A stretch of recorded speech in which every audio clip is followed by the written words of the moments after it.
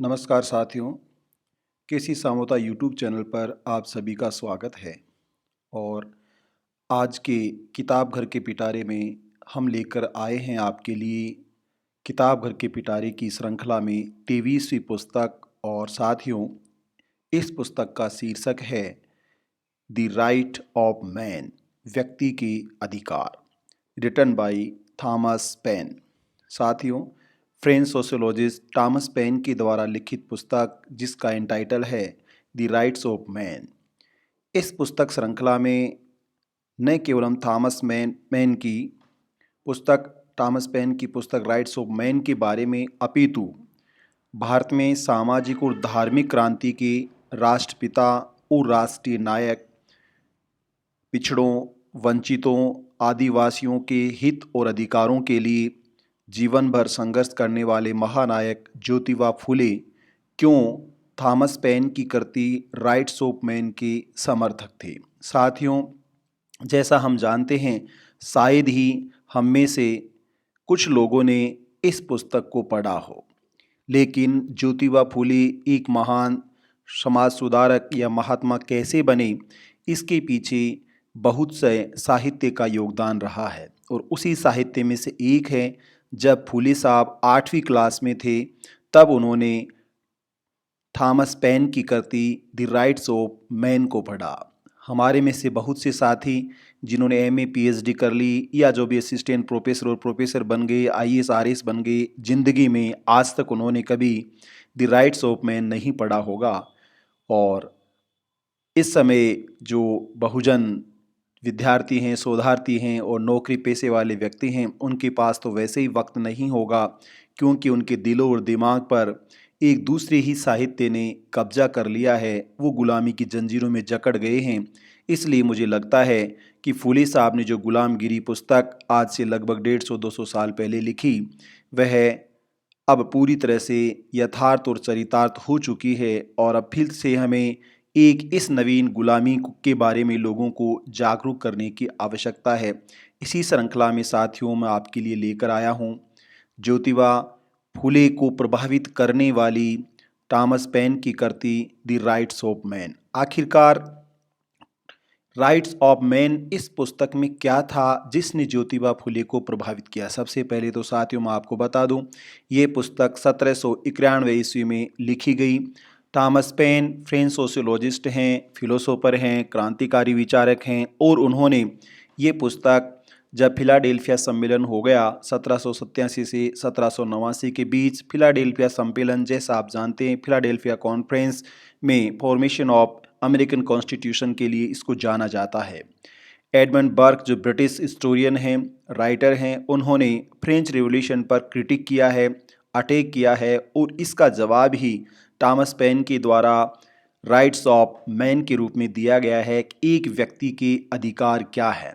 फुले साहब ने जब उन लोगों के लिए अधिकारों की बात की जिनको सामाजिक वर्ण व्यवस्था में सामाजिक सर्वोच्चता रखने वाले तथाकथित द्विजन के द्वारा, ट्विस्ट बॉन्ड के द्वारा शताब्दियों से कब्जा जमाए हुए था, और वो एक ऐसे सामाजिक तथाकथित सिद्धांत के माध्यम से जन्म के आधार पर वर्ण व्यवस्था को स्थापित किए हुए थे और अपने आप को केवल इसलिए सर्वोच्च मानते थे, निकृष्ट, दैत्य और बर्बर गुण होने के, अवगुण होने के बावजूद भी केवल एक वर्ण विशेष में जन्म होने के कारण वो अपने आप को सर्वोच्च मानते थे, आज भी मानते हैं और मानते रहेंगे। लेकिन फुले साहब का ये मानना है कि भले किसी वर्ण का हो, वर्ण व्यवस्था अपने आप में भेदभाव, अन्याय और शोषण पर आधारित है। जो भी व्यक्ति है मैन है, तो राइट्स ऑफ मैन, व्यक्ति के अधिकार, आदमी के अधिकार, एक जिंदा आदमी यानी ऑल मेंस आर इक्वल, सभी इंसान जो हैं वो बराबर हैं।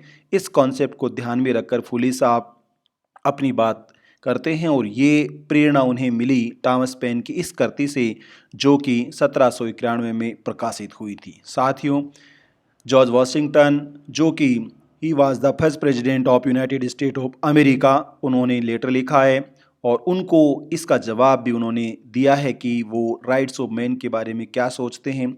इसके बाद उन्होंने एडमंड बर्क्स को इस बात का जवाब दिया है, जिसमें साफ साफ उन्होंने लिखा है, at the time mister Burke made his violent speech last winter in the English parliament against the French revolution. तो उसके खिलाफ एक पंपलेट जारी किया गया जो 321 प्रश्नों का पंपलेट है। ये सारा पंपलेट तो मैं आपके सामने नहीं पढ़ पाऊंगा क्योंकि ये है एक बड़ा मुद्दा होगा और लंबा समय इसके लिए चाहिए और शायद आपके पास भी वक्त नहीं है क्योंकि ज़िंदगी 2020 मैच की तरह खेलने लग गई। तुरंत रिजल्ट वाली बात है। व्हाट्सएप यूनिवर्सिटी के टॉपर आजकल बहुजन सबसे ज़्यादा हैं, इसलिए राइट ऑफ मैन के वो पार्ट्स, वो भाग और वो बातें जिन्होंने ज्योतिबा फुले को प्रभावित किया उनके बारे में हम जिक्र करें। आइए हम चलते हैं इस पुस्तक के पृष्ठ संख्या 98 पर, जिन बातों ने ज्योतिबा फुले को सबसे अधिक प्रभावित किया। ऐसे तो ये पूरी किताब ही राइट्स ऑफ मैन जब आप पढ़ेंगे तो आपको महसूस होगा कि आप आदमी हैं कि नहीं हैं। तो सभी आदमी हैं, इंसान हैं। इसी बात को ध्यान में रखकर थॉमस पेन ने इसका title the rights of man, व्यक्ति के अधिकार के नाम से इसे डिज़ाइन किया है। फ्रांस की राष्ट्रीय असेंबली में जिसको पढ़ा गया, जिसको बताया गया, उसके बारे में हम जिक्र कर रहे हैं। ये वे विचार थे जिन्होंने ज्योतिबा फुले को प्रभावित किया। 17 मुख्य विचार हैं, 17 मेन आइडियाज़ हैं जिनके बारे में हम 1 to 1 बात करेंगे। Number 1, man are born and always continue free and equal in respect of their rights. Civil distinctions, therefore, can be founded only on public utility. Second idea है, the end of all political associations is the preservation of the natural and imprescriptible rights of man. And these rights are liberty, property, security, and resistance of oppression. Number 3 is the nation is essentially the source of all sovereignty, nor can any individual or any body of man be entitled to any authority which is not expressly derived from it. Number 4, political liberty consists in the power of doing whatever does not injure another. The exercise of the natural rights of every man has no other limits than those which are necessary to secure to every other man the free exercise of the same rights.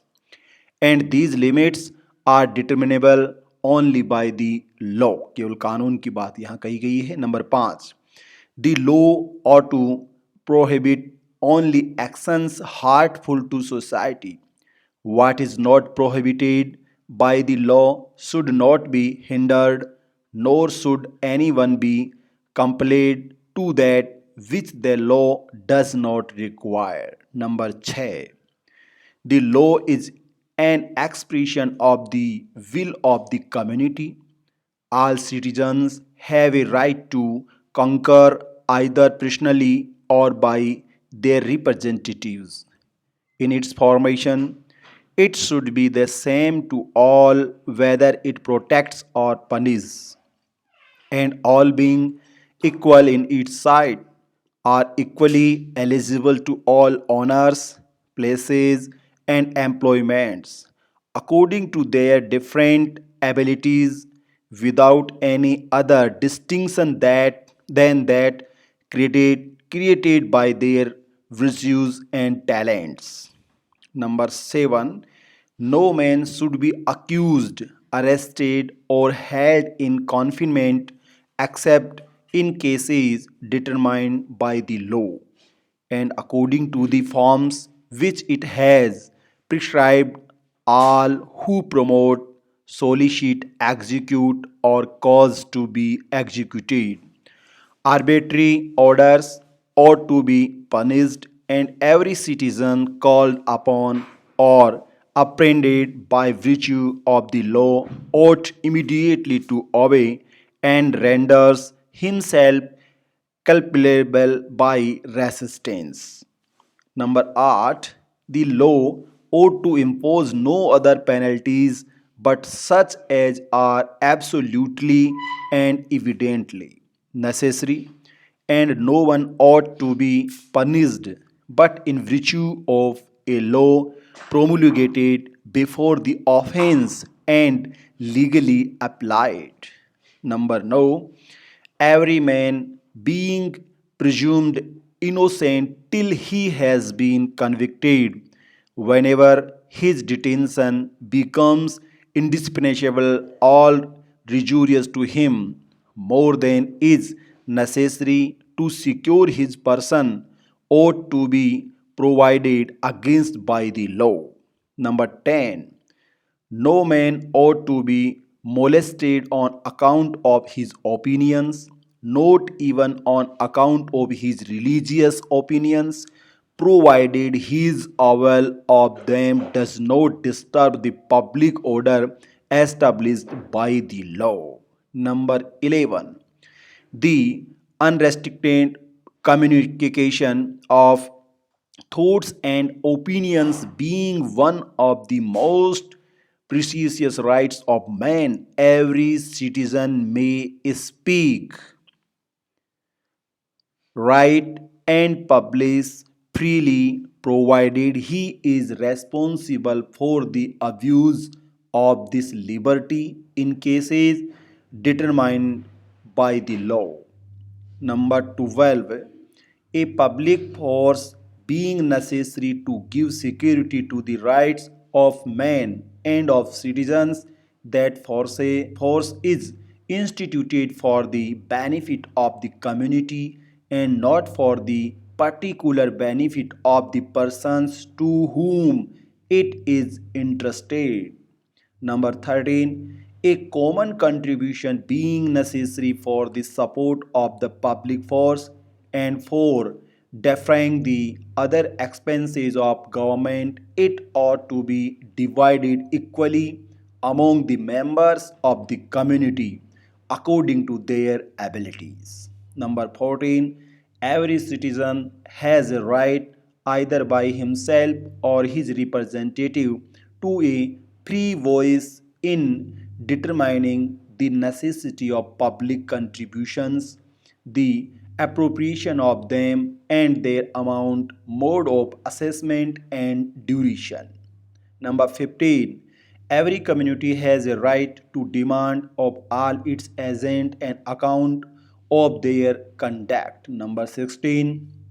Every community in which a separation of powers and a security of rights is not provided for wants a constitution. And the last, number 17, the right to property being inviolable and sacred, no one ought to be deprived of it except in cases of evident public necessity, legally ascertained, and on condition of a provides just indemnity.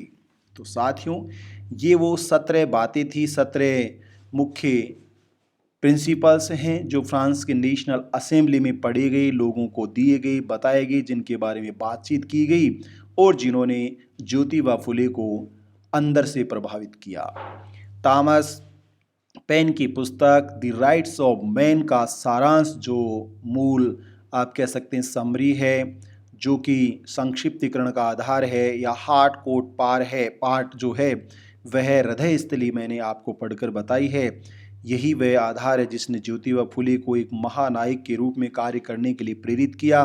तो उम्मीद है कि आपको भी इस पुस्तक के कुछ सारांश के बारे में मालूम हुआ और निसंदेह आप एक व्यक्ति के प्राधिकार के बारे में, व्यक्ति और व्यक्ति के बीच किसी भी प्रकार के अतार्किक और प्राकृतिक भेदभाव को आधार मानकर अगर आर्टिवेटरी और आर्टिफिशियल डिस्क्रिमिनेशन एक्सप्लॉयटेशन को डिज़ाइन किया जाता है तो ये है थॉमस पेन की कृति के खिलाफ है।